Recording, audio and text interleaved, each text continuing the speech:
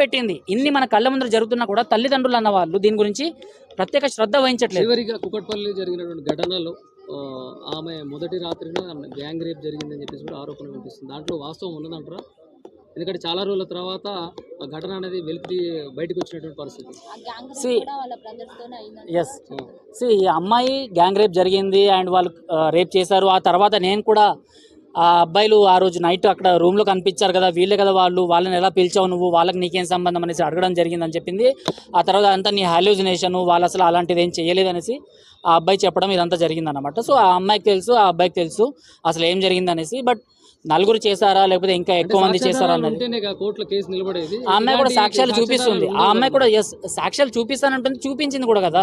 ఆ అబ్బాయిలు వాళ్ళ గ్రూపు వాళ్ళు తాగేవి పార్టీ వేరే ఉండవు కదా. మరి రేప్ చేసేటప్పుడు ఎవరు వీడియోస్ అనేది పెట్టుకోరు కదా. కాకపోతే ఈ అమరావతికి సంబంధించిన కేసు తీసుకోండి మీరు. 180 మంది అమ్మాయిల పైన అఘాయిత్యాలు చేసి వాళ్ళతో సెల్ఫీ వీడియోస్, సెల్ఫీ ఫోటోలు తీసుకుంటూ అవన్నీ ఇప్పుడు మీడియాలో 380 వీడియోలని వాడు బయట పెట్టిండు అంటే ఎలాంటి కుట్ర అంటే, ఒకే ఒక్క అబ్బాయి ఇలాంటివన్నీ కుట్రలు చేస్తున్నాడంటే అలాంటి 100 మంది కలిసి భారతదేశాన్ని ఏం చేయాలని వీళ్ళు కోరుకుంటున్నట్టు. గాజ్వాయి హింద్ అన్నది అంటే భారతదేశంలో ఉన్న హిందూ అమ్మాయిలు ఇంతకుముందు వీళ్ళు నిజాంల పరిపాలన కానివ్వండి లేకపోతే అరబ్బుల పరిపాలనలో కావండి, వీళ్ళందరూ మా కాళ్ళ కింద ఉండేవాళ్ళు ఈ హిందువులు.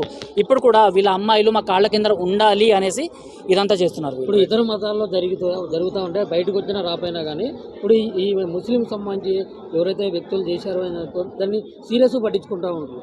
ఎందుకని మరి ఇతర మతాలు జరిగినప్పుడు ఎందుకు పట్టించుకోరు ఎవరు? ఇప్పుడు హిందూ ధర్మ రక్షకులు కానీ లేదా హిందూ ధర్మం కోసం చూసే నాకు వచ్చిన కేసు నాతో పాటు ఒక అడ్వకేట్ రావాల్సింది మోహన్ మారేడు అనేసి. మాకు క్రిస్టియన్స్కి సంబంధించిన చర్చ్ ఫాదర్ వాళ్ళ కూతురు, ఆమె ఎస్సీ.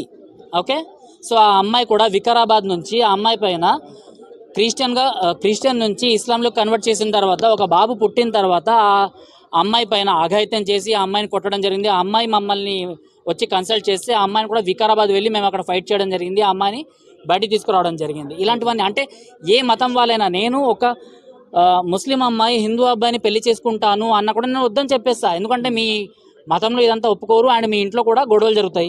నేను క్లియర్ కట్గా చెప్పేస్తా. ఇప్పుడు నాకే కనుక మత పిచ్చి ఉంటే నువ్వు మతం మార్చుకో, పెళ్లి చేసుకో, హిందువులు కన్వర్ట్ అయిపో అని చెప్తుండే.